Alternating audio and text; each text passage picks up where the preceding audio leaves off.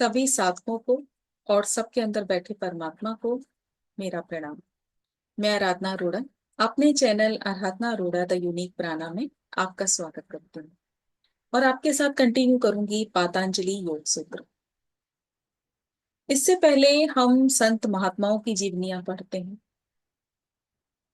लेकिन यहाँ पर पातंजलि योग सूत्र में स्वयं को समझने के लिए सूत्र दिए गए हैं कि आप जो साधना करते हैं, आप जो भक्ति में हैं, जो आप मंत्र जाप करते हैं, आपकी समस्त साधना कहाँ तक पहुंची और उसके लिए जो आपको मार्ग दिखाए गए हैं, अगर सचमुच स्वयं के ऊपर कार्य करना है, स्पिरिचुअलिटी में आप स्वयं आगे बढ़ना चाहते हैं, आप अपने लक्ष्य को जानते हैं, तो आपसे मेरा निवेदन है कि पातंजलि योग सूत्र को बहुत अच्छे से आप सुनें, क्योंकि इन सूत्रों को इतनी गहराई से कहा गया है कि अगर कोई साधक चाहे तो वो इन सूत्रों के माध्यम से अपनी आध्यात्मिक यात्रा को आगे बढ़ा सकते हैं। तो आइए इसी के साथ सूत्र आरंभ करते हैं। तीव्र संवेगानुमासना, यानी कि इसी को डिटेल में आपके सामने शेयर करती हूँ। जो तीव्र संवेग के निकट है, तीव्र यानी कि बहुत तेज, संवेग यानी कि आवेग में आ जाना, भावना, आसन यानी कि निकट।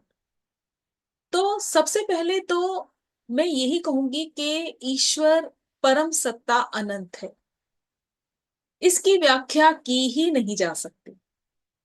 जितनी समझने की कोशिश करें, जितनी समझाने की कोशिश करें, उतनी कम। तो आज इन्हीं सूत्रों के माध्यम से हम इसको समझते हैं। इस सूत्र में जिज्ञासाओं का समाधान भी है, जो जिज्ञासु हैं उनका समाधान भी है। एक तो वो साधक होते हैं जो ऐसा सोचते हैं कि हम इतनी साधना करते हैं, हम इतने मंत्र जाप करते हैं, इतनी परमात्मा को पुकार लगाते हैं, पर सामने से कोई आवाज नहीं है।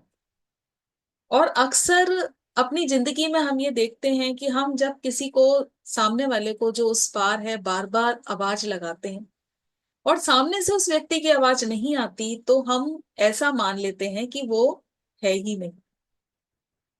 तो यहाँ पर साधक भी फिर ऐसा सोचते हैं कि परमात्मा तो है ही नहीं, वो कुछ करता ही नहीं, मेरे ऊपर इतने कष्ट आ रहे हैं, मैं इतना परेशान हूं, और परमात्मा सुनता ही नहीं। दूसरी तरफ वो साधक जो परमात्मा के प्रति पूर्ण श्रद्धा रखते हैं, पूर्ण विश्वास है, उनको पता है कि जो मैंने कर्मा किए वो सब मेरे ही सामने आएगा और इसमें परमात्मा कुछ कर ही नहीं सकते, क्योंकि जैसे मैंने कर्मा किए उसका रिटर्न तो मुझे मिलना ही है। और जीवन मृत्यु की व्याख्या को अच्छी तरह से समझ लेते हैं। यानी यहाँ साधक को बहुत अच्छी तरह से समझना पड़ेगा कि कोई भी नदी एक किनारे की होती ही नहीं, उसका दूसरा छोर जरूर होता है, दूसरा किनारा जरूर होता है, और दूसरे किनारे का नाम ही समाधि है। तो ऐसा ना सोचें कि उनकी जो ये ध्यान है, साधना है, भक्ति है, वो व्यर्थ है, क्योंकि अगर बीच मझधार में ही डगमगा गए तो यात्रा यहीं रुक जाएगी, यानी कि फंस गए। अगर अपने अंदर तीव्र इच्छा रखी, तीव्र श्रद्धा रखी, विश्वास रखा, अपनी भावना को दृढ़ रखा, तो पार हो ही जाओगे, समाधि निश्चित है। तो साधना पूरी श्रद्धा से हो, पूरी संपूर्णता से प्रयास हो, किसी तरह की मन में शंका ना रहे। अब किसी भी मन की चीज को हमने देखा तो एक उत्साह मन में आ जाता है, या हमने किसी मनपसंद जगह घूमने जाना है, या कोई मन की चीज सामने आ जाती है, तो एकदम से एक उत्साह, एक आवेग, एक जोश मन में आ जाता है। लेकिन ये सब टेम्परेरी है, क्योंकि जब आप स्पिरिचुअलिटी को गहराई से समझते हो, जानने की कोशिश करते हो, तो यही आवेग कन्वर्ट हो जाता है परमात्मा को पाने के लिए। यानी कि अटूट भावना आ जाती है, श्रद्धा आ जाती है, विश्वास हो जाता है। यानी कि अब नैया पार होके रहेगी। हर तरह की बाधाओं को ठुकराकर अपनी साधना में लगे रहना, परमात्मा के प्रति पूर्ण विश्वास होना। दूसरा सूत्र, मृदु मध्यादि मात्र त्वातितो अपि विशेषा। इसको समझते हैं। मृदु यानी कि सामान्य, कम प्रयास करने वाले। मध्य यानी कम से थोड़ा सा ज्यादा। और अधि यानी अधिक से अधिक प्रयास करने वाले। ये साधकों की चर्चा है। मृदु यानी जिस साधक की साधना कम हो और बिल्कुल साधारण होगी, यानी जब समय मिल गया साधना कर ली, ध्यान कर लिया, भक्ति कर ली, नहीं तो संसार में डूबे रहे, अपनी भी बात कही, दूसरों की भी बात सुनी, और कहां पर क्या बोलना है कुछ भी समझ नहीं। परमात्मा के प्रति अटूट श्रद्धा नहीं, वैराग्य भी नहीं। वैराग्य मतलब कि अभी तक क्या आपके अंदर इतनी आध्यात्मिकता से इतनी शक्तियां जागृत हुई हैं कि आप समझ सकें कि क्या चीज आपके लिए सही है, क्या चीज नहीं। यहां पर छोड़ने के लिए नहीं बोला जाता कि वैराग्य को ये समझा जाए कि आप फटे पुराने वस्त्र पहनकर खड़े हैं, सब कुछ आपने त्याग दिया।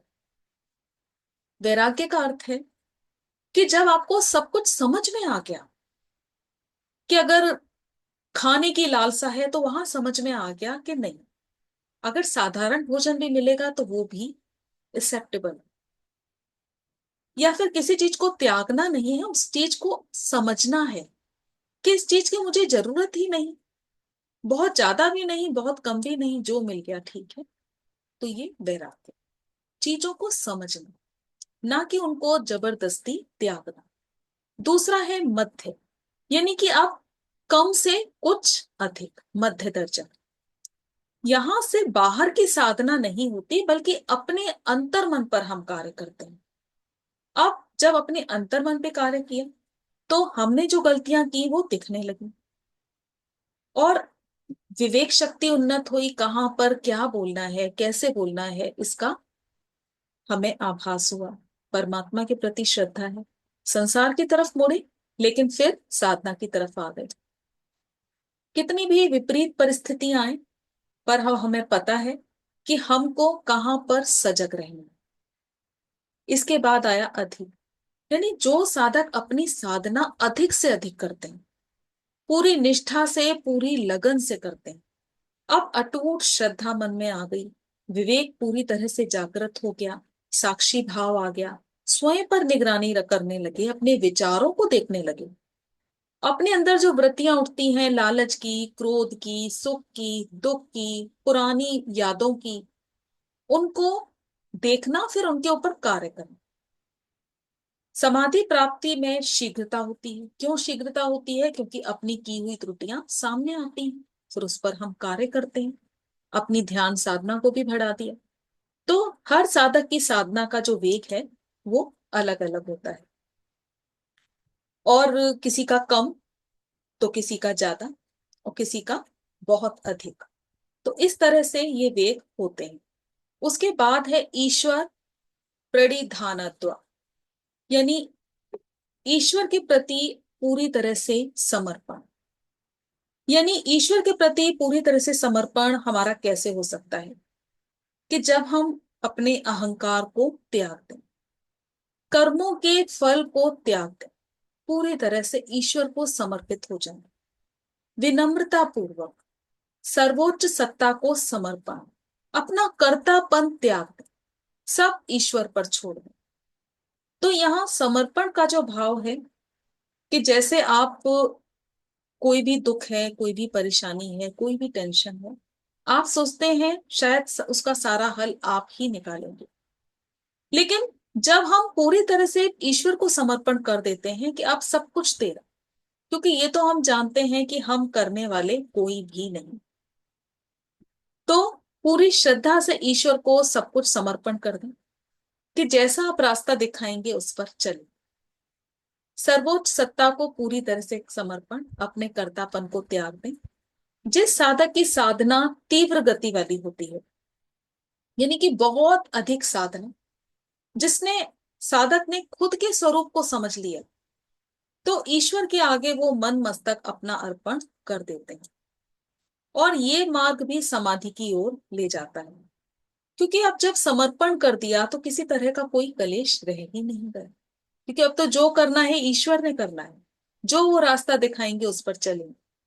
तो जब ऐसा होता है तो मन में एक अपार शांति आ ही जाती है, जो हमें समाधि की ओर ले जाती। अगला सूत्र है कलेश कर्म विपाक आशय अपरामृष्ट।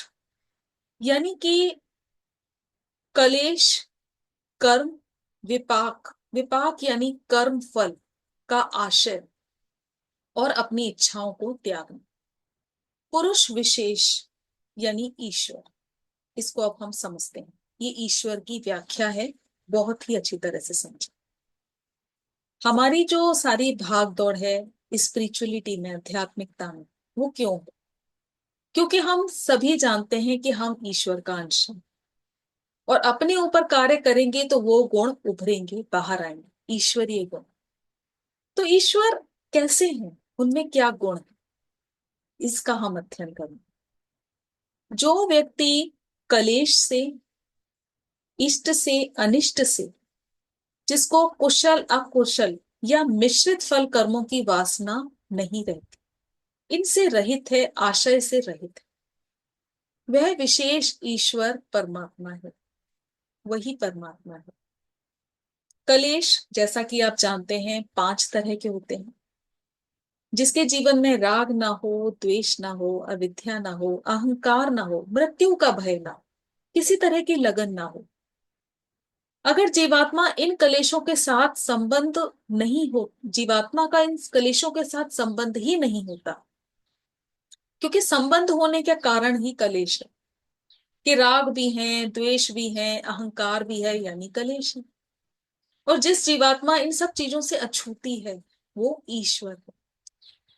अब कर्म यानी जीवात्मा जो है पाप कर्म भी करती है, पुण्य भी करती है, मिश्रित भी करती है, अच्छे भी किए बुरे भी किए, लेकिन परमेश्वर सभी कर्मों से मुक्त है, निष्काम कर्म करते हैं। ईश्वर ना तो सुख भोगते हैं और ना ही दुख भोगते हैं, कर्मों के फल से परे, पूरी तरह से शून्य भाव, अछूते। यानी जितनी आप गहरी साधना करोगे उतने पर्दे खुलते जाएंगे, ईश्वर के स्वरूप सामने आते जाएंगे, परमात्मा का स्वरूप आप समझने लगेंगे, ईश्वरीय ज्ञान फिर होने लगता है, समझ आने लगता है कि ये सभी गुण ईश्वरीय गुण हैं। यानी कि जहां अहंकार मन में ना रहे, किसी तरह का द्वेष मन में ना रहे, ना कर्मों की चिंता हो, ना कर्मों के फल की आकांक्षा हो, वहां स्वयं ईश्वरीय गुण बाहर आने लगता है।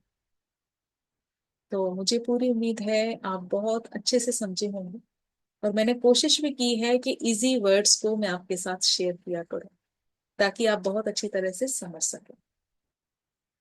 तो आप इन्हें अन्य साधकों के साथ भी शेयर करें, ये ज्ञान अन्य साधकों तक भी पहुंचे। आज के लिए बस इतना ही। बहुत बहुत धन्यवाद आपका।